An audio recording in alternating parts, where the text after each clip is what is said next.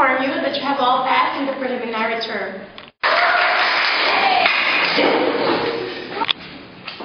Except for Miss Jermaine Alipio.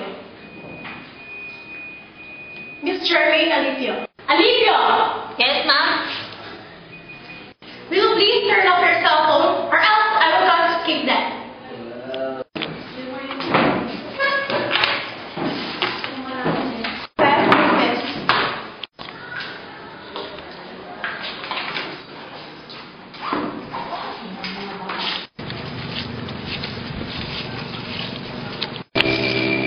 Swerte naman niya. Buti pa siya nakapag-aaral. Samantalang tayo.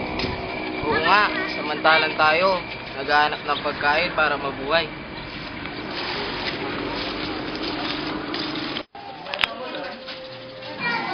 Ate, pasensya ka na. Ikaw lang talaga malalapitan ko ngayon. Hayaan mo, kung nakaluwag kami, babayaran kita kaagad. Naku, kailan pa? Baon na nga kayo sa utang.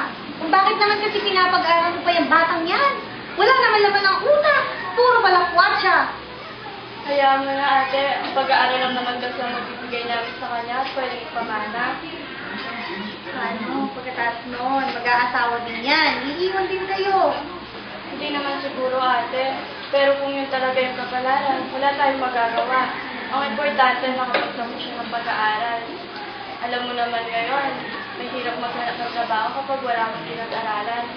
Naku, ayan na nga yung pera. Sana naman may mapuntahan nyo na mabuti.